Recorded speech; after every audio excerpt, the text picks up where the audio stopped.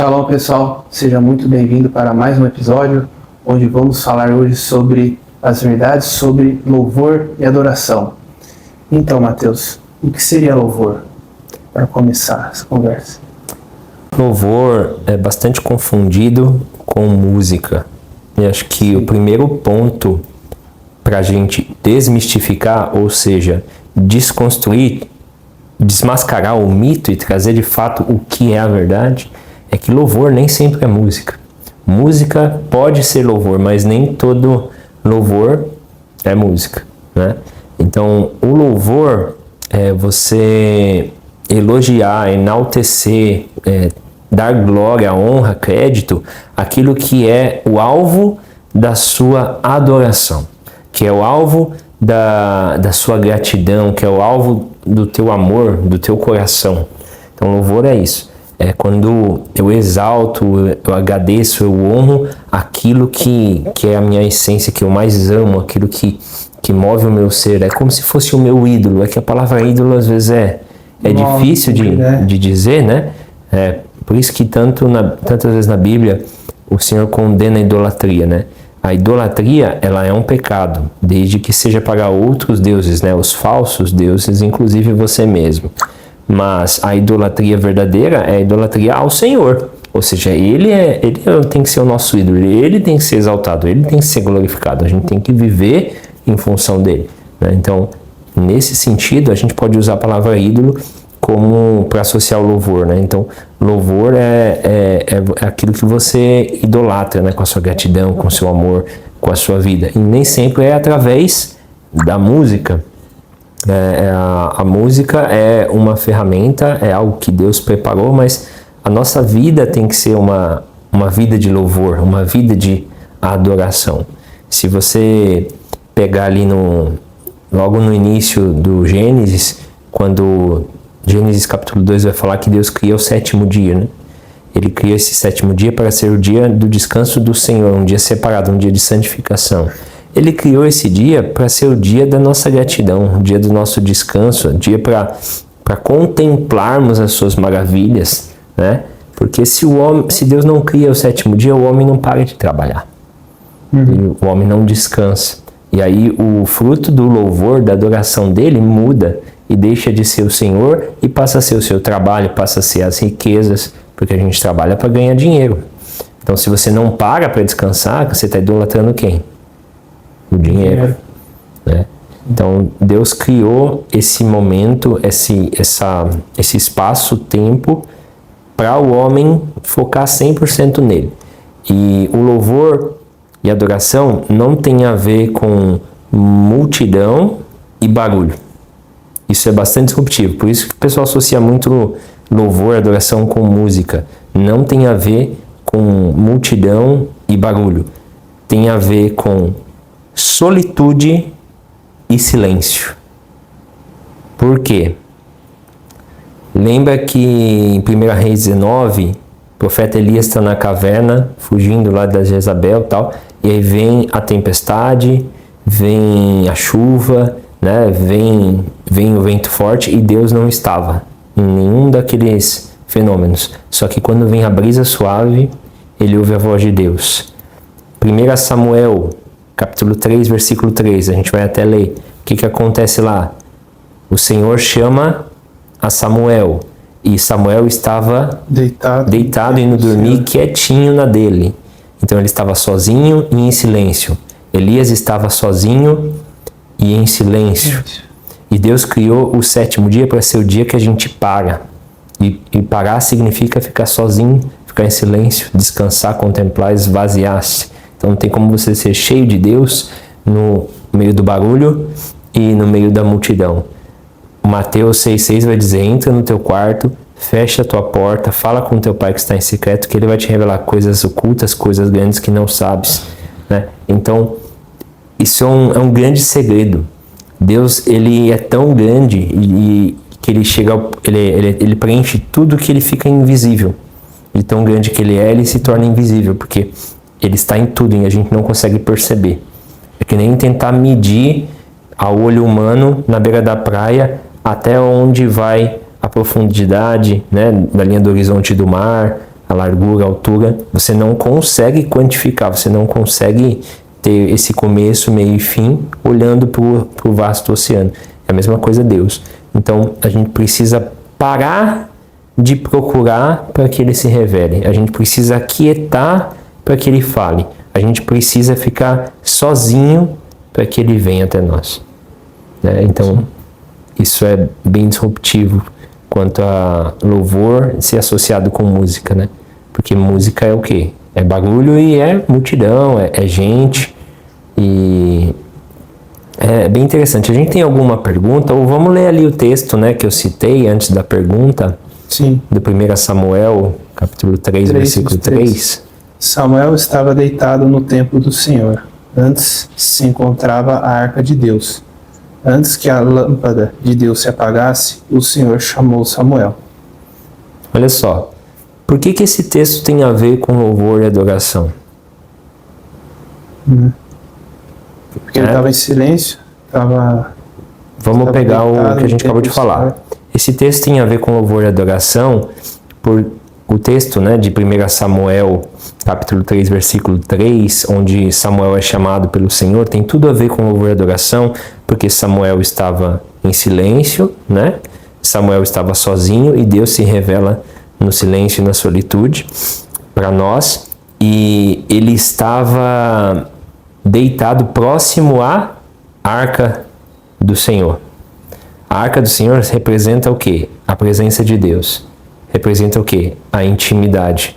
Novamente, para você ter intimidade, você precisa de solitude, você precisa de silêncio, num ambiente de silêncio.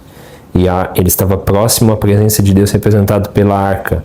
Né? E o Senhor o chama mesmo antes dele conhecer, mesmo antes dele ser um homem de Deus, né? Ele já servia, a palavra diz que ele já servia no templo, ele já estava ali aprendendo com o sumo sacerdote Eli e tal, né? Então ele já estava, digamos, exercendo louvor e adoração a Deus sem conhecer a Deus. E por que ele chamou ele? Porque nem todos que estão no altar são sacerdotes, estão lá na frente, no meio da multidão, fazendo barulho, foram chamados por Deus. E nem todos estão servindo de fato a Deus. Às vezes eles estão servindo o homem, mas o serviço deles não está sendo considerado para Deus. Porque eles não estão servindo a Deus, estão servindo a si mesmos e preocupados com a visibilidade, com a audiência, com a plateia e com o resultado e até vezes financeiro daquele serviço que ele está prestando a Deus. Né? Inclusive, continuando falando de louvor, sobre essa parte da liderança e tudo mais, né? A dança, a arte e outras expressões também podem ser formas de louvor? Sim, a gente já trouxe aqui que o louvor não tem nada a ver com música. Louvor é uma atitude da nossa alma, expressado através da nossa alma, de algo que já ferve dentro do nosso espírito, né?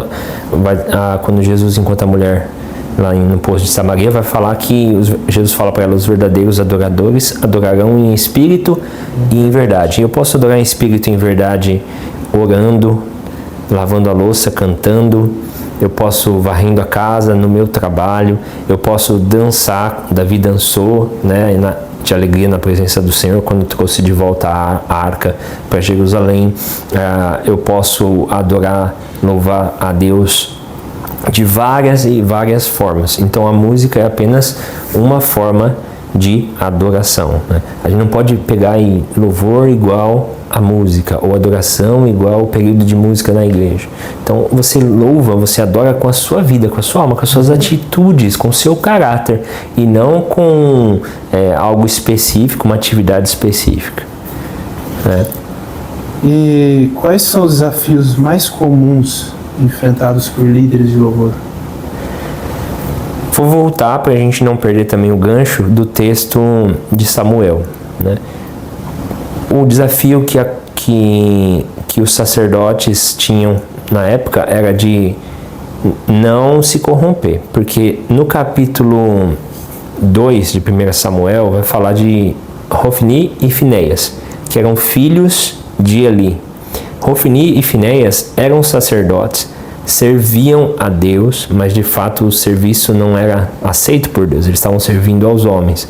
Por quê? O texto vai dizer que eles pegavam a melhor parte da carne dos sacrifícios para benefício próprio, ou seja, para eles, e eles se prostituíam com as mulheres também que prestavam serviço no templo. Então, olha só que coisa, né? Como é a falta de temor do ser humano, né? Às vezes a gente pode correr o risco de virar um Hofni e Finéias. A gente se acostuma tanto com a liturgia do sagrado, de ir para a igreja, né? E o nosso coração pode se endurecer e você começa a ter a tentação de ter benefício próprio daquele teu serviço, ou o sentimento de que você merece algum retorno daquilo, e tira a gratidão como o estopim para você prestar o serviço a Deus. E ainda como a questão da prostituição, né? Imagina só, 1 hora antes deles fazer o sacrifício, eles estão tendo relações sexuais escondidas dentro do próprio templo. Olha que coisa bizarra, né? A falta de temor. E às vezes isso pode acontecer. Então a área da adoração, a área do louvor, eu vou falar área sacerdotal, não vou falar área musical, vou falar tudo que envolve o sacro, o serviço a Deus. Ela é muito tentada, né? Tentada no nosso ego, tentada no benefício próprio. E essa questão da prostituição, ela é gravíssima, porque isso fala sobre você manusear o que é santo com mãos impuras, né? E o texto vai dizer que o Senhor chama Samuel antes que a lâmpada de Deus se apagasse. Não é? Assim que está escrito aí? Isso. Então o que significa? Antes de Hofni e Finéias assumir o controle da liderança da igreja, né, do grupo de louvor, do ministério de ensino, das mulheres, dos homens, dos jovens, Deus não vai deixar a lâmpada se apagar. Antes deles assumirem, Deus não vai deixar a lâmpada se apagar e vai levantar alguém que ainda tem azeite. Porque a lâmpada não é a lâmpada elétrica. A lâmpada, a gente está falando de lamparina que era movida a óleo. Então tinha que ter azeite dentro daquela combuquinha ali, daquela botija, certo? E você precisa ter o pavio, precisa acender o fogo. Então não tinha, Hofni e Finéias não tinha mais azeite. Então, antes que a lâmpada se apagasse, Deus levantou alguém que tinha azeite e acendeu, que foi o caso do Samuel. Samuel já prestava o serviço, mas ainda não conhecia Deus. Então, para nós, para você que nos assiste, a gente tem que prestar atenção para ver se não está sendo Hofni e Finéias, e mesmo que ainda tenha 1 ou 2 gotinhas de azeite aí, clamar misericórdia do Senhor, se arrepender, para que Ele te acenda de novo e não te mate, literalmente, né, e te substitua, porque a obra é dele, Ele não vai deixar a lâmpada se apagar. Sempre a gente pensa assim, poxa vida, essa geração é tão frágil, tão fraca, a igreja vai sumir, né? A igreja está se corrompendo, não tem mais aqueles homens e mulheres de Deus. Engano seu, Deus sempre vai levantar um Samuel, porque ele tem interesse de que a lâmpada não se apague. Então, seja você o Samuel, né? Se ainda tem 1 gotinha, 2 de azeite aí, peça perdão a Deus e se levante, para que você não seja trocado, para que você não seja até mesmo, como o texto diz, né? Eles foram mortos, né? Sim. E você acha que Eli, que seria o pai deles, né? Também teve uma parcela de culpa por ser omisso? Em certa parte ele foi omisso, né? Porque ele não... Pelo que eu vejo, pelo que eu li aquelas passagens, né? Ele não chegou a exortar mesmo seus filhos, né? De acordo. Até por isso que, ao meu ver, ele também depois fica doente, depois de um tempo. Você acha que isso é válido, essa visão? Quanto mais conhecimento, mais juízo sobre a sua cabeça. Então, se você sabe o que tem que fazer, você sabe fazer e você não faz, você está acumulando juízo sobre a tua cabeça. É melhor não saber, né, do que saber e não praticar. Então ele era o sumo sacerdote, ele sabia, já tinha sido denunciado para ele, ele fez vista grossa ao pecado dos seus filhos de prostituição e de adulterar os sacrifícios e pegar parte dos sacrifícios.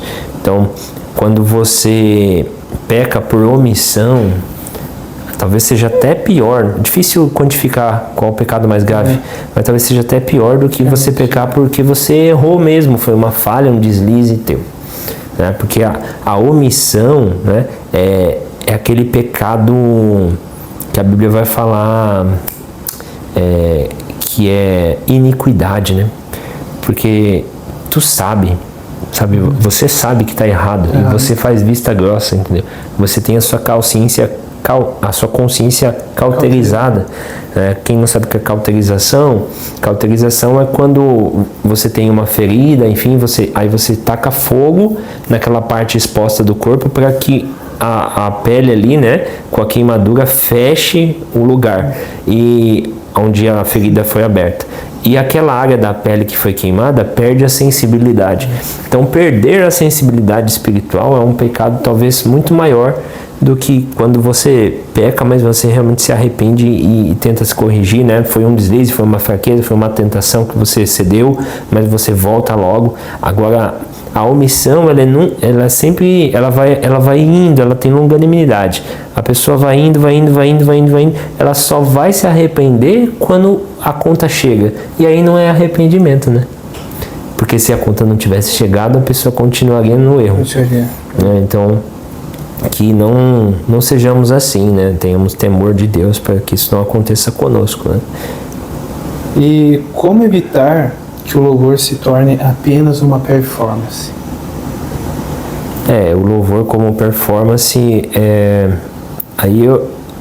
que quando você fala louvor, automaticamente a minha cabeça já imagina que a pessoa tava querendo saber sobre a música, né? Então vamos falar sobre a música, né? Vamos falar sobre a música. A gente não adora a Deus, não louva a Deus para criar a ambiência, para que Deus desça. Você já ouviu isso? Vamos mudar a atmosfera desse lugar, vamos fazer aqui, atrair a presença de Deus. Deus não vem de fora para dentro, Deus sai de dentro para fora. Quando Deus começa a encher, né, sempre tem que ter um primeiro vaso para ser cheio, certo? Só que a função desse vaso não é se esvaziar para encher o outro. A função desse vaso é encher o outro com aquilo que transborda de dentro desse vaso. Então, quando a gente vai adorar a Deus, a gente tem que estar cheio, buscar estar cheio. Eu não vou começar a louvar a Deus para criar uma ambiência, uma atmosfera, como se fosse um mantra, um ritual espiritual para invocar o Espírito do Senhor, sabe? O sacrifício já aconteceu na cruz do Calvário, o Espírito já foi derramado.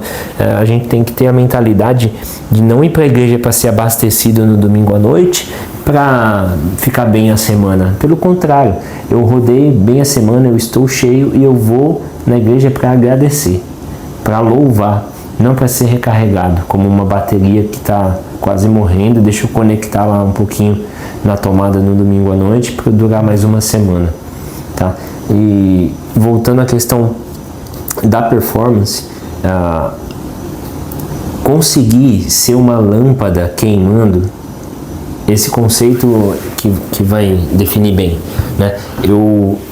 Porque se eu não sou uma lâmpada para queimar, né, eu sou um holofote.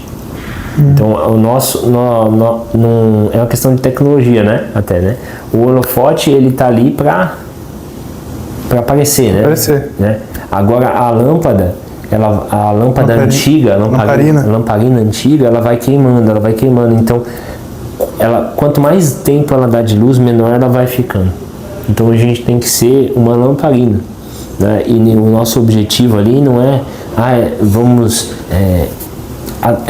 contagiar os irmãos, o louvor vai quebrar o jugo para amaciar a carne para a palavra. Não, você vai para queimar. Você não tem que ficar preocupado com a performance de eu vou impactar as pessoas. Se você se preocupar que o seu louvor impacte a Deus e não as pessoas serão impactadas. Agora, se você ficar focado em impactar as pessoas, pode até ser que surja algum efeito, porque as pessoas usam recursos almáticos, emocionais. O pragmatismo, né? A gente coloca músicas repetitivas e como se fossem mantras e abaixa a luz né? Sabe? E qual seria a diferença principal que você me diria do louvor de antigamente para o de hoje? O louvor de antigamente e o de hoje, ele tem... Poxa vida, agora você vai criar uma disputa. O pessoal que gosta dos louvores atuais, do worship, né, vai rivalizar com o pessoal mais das antigas. Esse não é o nosso objetivo. Mas eu acho que se a gente for para o quadro e criar uma hierarquia, né, de como eu devo escolher as músicas para cantar na igreja, as pessoas elas mesmas vão decidir o que é melhor, o antigo ou o novo. Acho que não cabe a mim trazer essa resposta. Cabe a gente saber analisar os critérios da seleção daquilo que a gente vai trazer de música dentro da igreja. Porque a gente tem que tirar a mentalidade de restaurante e colocar a mentalidade de dieta. Eu vou pro quadro para poder explicar isso para vocês, senão não vai ficar didático, tá bom?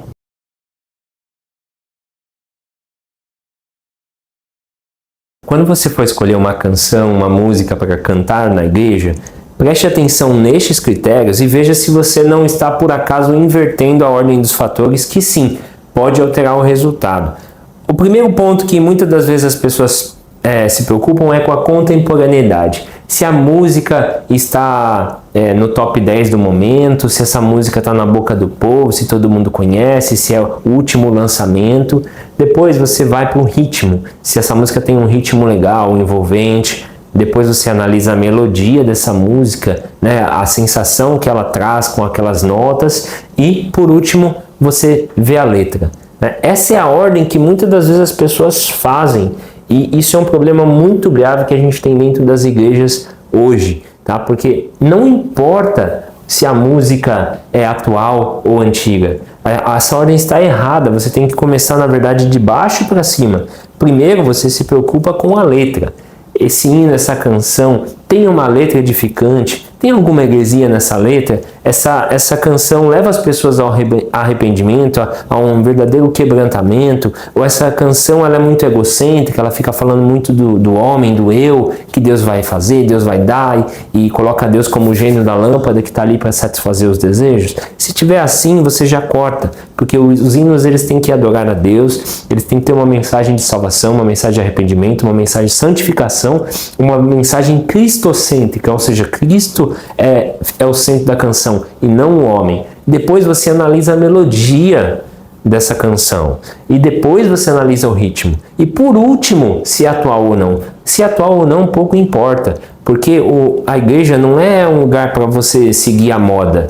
A igreja não pode se adaptar à moda. A igreja é, pelo contrário, ela permanece firme nos preceitos do Evangelho, na doutrina dos apóstolos, haja o que houver, faça chuva ou faça sol, na época pós-Cristo até os dias de hoje, ali logo no começo da igreja até os dias de hoje, a igreja tem que ser a mesma, tá? Então, atenção nisso. Letra, melodia, ritmo e depois se a música é atual ou não. Isso pouco importa. Acho que com esse parâmetro, com esses critérios, você consegue analisar se é melhor as músicas de antigamente ou as de hoje. Porque o fato tem que passar por esses filtros. Você analisa se faz sentido cantar as antigas ou as novas. Tem música nova boa? Tem, mas tem muita música hoje que ela é produzida para vender apenas, é só comercial, ou ela está usando ali de um gatilho emocional, ela está criando um mantra, né, um excesso de repetição para levar as pessoas a um transe, para mudar uma atmosfera. Não existe isso.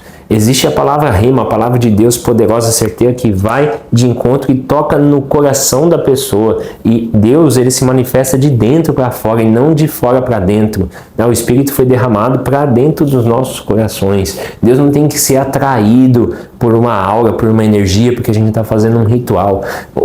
Na verdade, Deus ele tem que transbordar de nós, tá? Você que é ministro, você que canta, você que de fato adora, tenha isso em mente. Não se preocupe com a sua performance, não se preocupe em agradar aos homens, mas se preocupe em agradar a Deus. Se você for o sacrifício, se você for o que estiver ali no altar sendo sacrificado, queimado, vai subir como um cheiro agradável nas narinas de Deus e você vai transbordar. Você vai ser o primeiro dos vasos cheio que vai encher as outras pessoas. E para encher as outras pessoas, você não vai ter que se esvaziar, porque esse encher dos outros vasos é daquilo que transborda. Bom, pessoal, agora voltando aqui, né?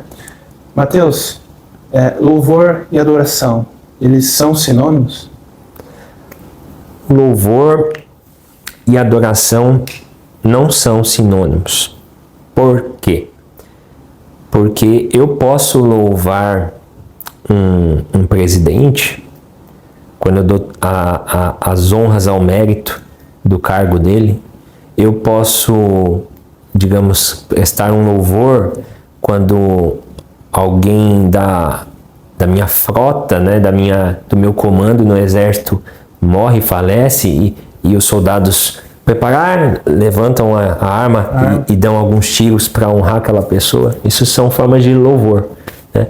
Agora, adorar somente a Deus. Adorar é um verbo que só pertence ao Senhor. Você não pode adorar nenhuma outra coisa. Adoração é aquilo que é superior a você, que você depende daquilo. E a gente só pode depender de Deus. E acima de todos e de tudo está o Senhor. Então, adoração é um verbo, né? O verbo adorar é exclusividade do Deus Todo-Poderoso, né? Quando eu estava Você falou agora de adoração, né? A gente estava falando agora sobre isso. Um dia eu fui numa igreja do Paraguai e o pastor de lá falou assim, quando eu falo obrigado pro meu irmão é por educação, mas quando falo obrigado para Deus é por adoração. Perfeito. A verdadeira adoração ela é baseada na gratidão, né? Uhum. Porque chega um estágio, quanto mais próximo você chega de Deus, menos você fala e mais você apenas consegue agradecer e dizer que Ele é santo, santo, santo, santo. Nos meus momentos mais espirituais, né, falando da minha experiência pessoal, quando eu chego no meu ápice do quebrantamento, orando, eu não consigo pedir, eu não consigo agradecer, eu só consigo falar santo, santo, santo, porque a presença dele, quando você começa a entender quem Deus é, e quanto mais você se aproxima dele, você só consegue enxergar duas coisas: o quanto ele é santo e quanto você é indigno. Chega um momento que não tem mais o que falar, é simplesmente santo, santo. Por isso que tem a questão do prostrar-se, né? O diabo sabe disso, porque quando ele tentou Jesus no deserto, né? Ele sempre fala assim: tudo isso te darei se prostrado me adorares. Então a adoração é quando você chega a esse nível de se prostrar, entendeu? Chegar assim: poxa vida, não tem mais o que fazer, eu não tenho nada para te oferecer. Simplesmente obrigado e santo, santo, santo. Davi, no Salmo 51, após ser repreendido pelo profeta Natan, da questão ali do pecado com Batseba e tal, ele está quebrantado, ele está chorando e ele vai falar assim: tu não te comprases, o Senhor não se alegra, né, de sacrifícios de animais e tal, porque senão eu te daria. Mas ele clama no final: olha, não tenho o que eu possa fazer, né, mas não rejeite o meu coração quebrantado e contrito. E aí ele vai finalizar falando: torna-me a dar a alegria da tua salvação. Né? Então, a gente louva quando a gente está alegre, né? E a gente adora quando a gente está prostrado. E Davi também fala que Deus não vira o rosto de mim, né? Sim, sim. Então, a adoração ela é algo que pertence somente ao Senhor, né? E eu acho que a gente podia voltar para o quadro, tem algo legal para mostrar para o pessoal sobre os níveis de adoração, se assim podemos dizer, né? Vamos tentar? Vamos.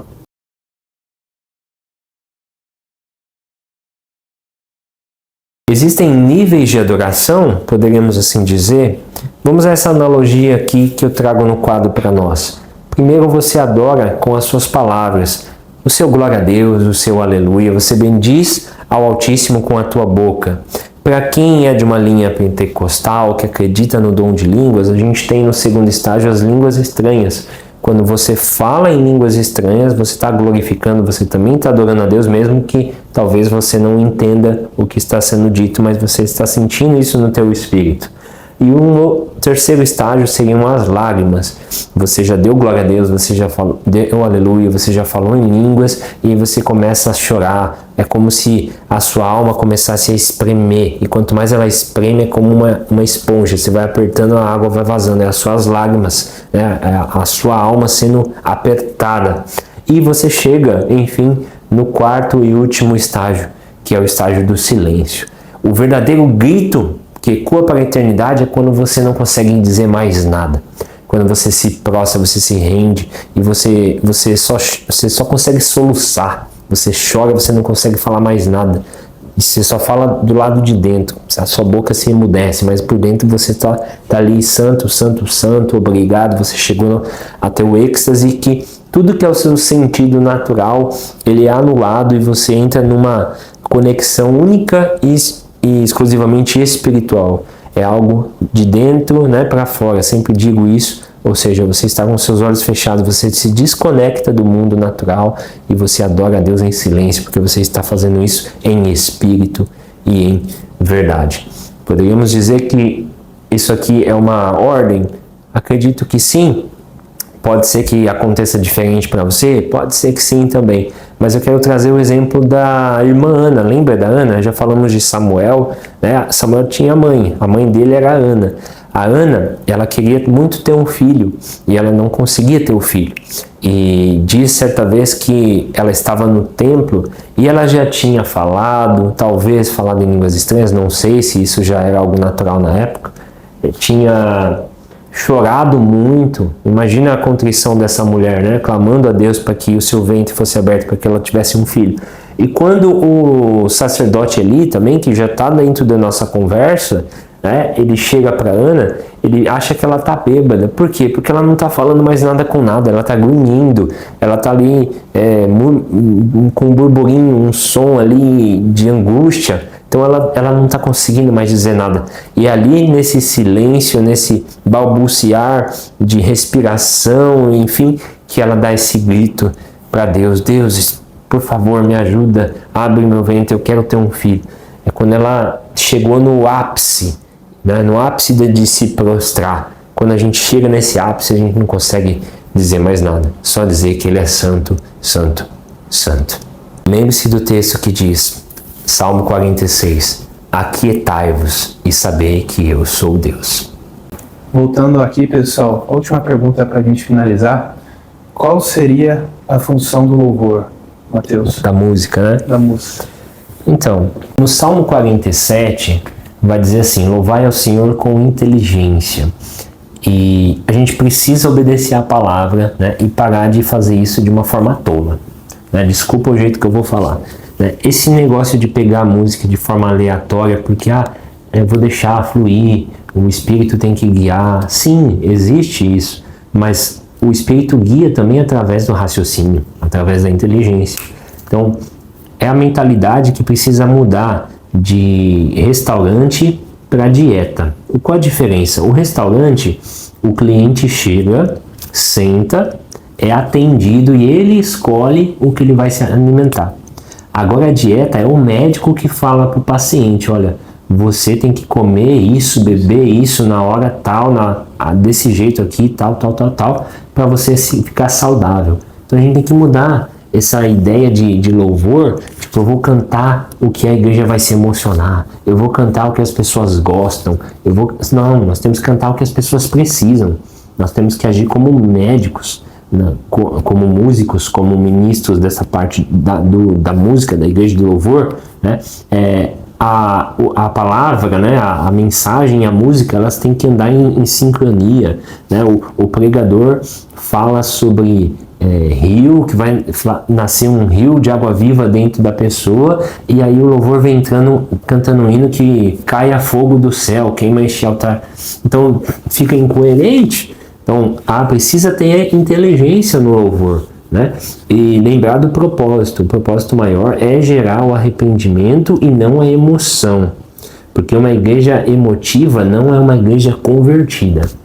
Aí é uma grande chave, porque as pessoas podem se jogar no chão, chorar, gritar, né, rolar, mas e a mudança de vida no dia seguinte? O quanto ela está deixando o seu velho homem, quanto ela tem sido transformada, como está a evolução do caráter se assemelhando cada vez mais a Cristo. Tá? Então, nem sempre emoção é igual a conversão. Tá? E o louvor não tem que ser baseado em emoção e o que vai ser do gosto do cliente, mas sim como um médico que receita aquilo que é o bom para a igreja, para o fortalecimento do corpo, da saúde espiritual da membresia. Sim. E... Espera, quer falar uma coisa? Eu ia falar do livro. Ah, tá. E tem uma coisa interessante, existe um livro que ele se chama Comunista Nu, que é tudo que retrata o que um comunista deveria fazer, né? E uma dessas tarefas está escrito que é para tornar o louvor das igrejas uma coisa mais emotiva. Uma coisa... Eu ia falar do livro. Ah, tá. E tem uma coisa interessante, existe um livro que ele se chama Comunista Nu, que é tudo que retrata o que um comunista deveria fazer, né? E uma dessas tarefas está escrito que é para tornar o louvor das igrejas uma coisa mais emotiva do que racional. Então já entra nesse aí também de que também tem outros vieses além do marketing, né? Às vezes a pessoa tem um viés meio de deturpar a palavra de Deus e desvirtuar o significado que é real do louvor, né? E nessa onda, né, de agradar a clientela, tem tudo a ver com tornar emocional, né? Porque quando a gente não tem o Espírito Santo, a gente busca outros recursos para tentar substituir a experiência. Então aí tu coloca luzes, tu apaga a luz, tu coloca luz azul, verde, vermelha, rodopiando, fumaça, né? Você precisa ter um super telão de LED. Se a tua igreja tem condição, né, se tem esse recurso, amém, mas não pode ser isso que é o que faz o culto ser bom, o que faz o culto ser espiritual, porque é como se fosse o tal do fogo estranho no altar. Os melhores cultos que eu já participei, tinha pouquíssimas pessoas, às vezes não tinha nem um violão, era a capela, né, era com uma senhorinha do coque, com outro irmão banguela, mais para lá do que para cá. E não estou sendo preconceituoso, estou falando, mas assim, é a questão da humildade, entendeu? Porque quem faz o culto ser bom não é o tamanho da igreja, não é se o pastor é famoso ou não, se a banda é famosa ou não, não é se tem o melhor equipamento de som, não é se tem o melhor repertório. O que faz um culto ser bom é o cultuador, ou seja, eu presto o meu culto, eu estou disposto, eu estou aberto a adorar a Deus e que Deus fale comigo. E aí eu não vejo essas coisas. Eu vejo realmente, eu busco a Deus, eu quero encontrar a Deus, eu faço o culto ser bom. E não preciso de nada de externo para dizer que foi bom, que foi proveitoso, né? Mas a pessoa enche o louvor de várias parafernálias, né? Para poder falar que alguma coisa foi boa, para atingir o emocional, né? Hoje em dia, esse viés do marketing nas igrejas cresceu bastante. Tem igrejas que o louvor parece muito um show, né? Então é uma coisa que a gente tem que voltar mais ao sistema. A essência. Né? E nem tinha música no começo, né? No começo não tinha música. A música foi entrando. Não existia ministério de louvor. Né? Até chegar ao ponto de, em muitos lugares, ser como se fosse a coisa mais importante, né?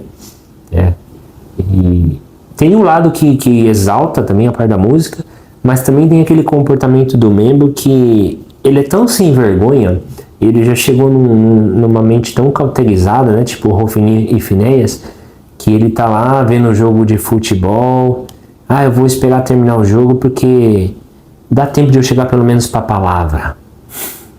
Sabe, como se fosse um compromisso ali. Tá indo pra igreja pra quê? Pra fazer média com quem? A pessoa não tá indo por causa de Deus, ela tá indo por causa de uma obrigação. Ela queria tá com a visita em casa, terminando de ver o jogo de futebol, queria estar fazendo qualquer outra coisa, mas eu tenho que ir, né?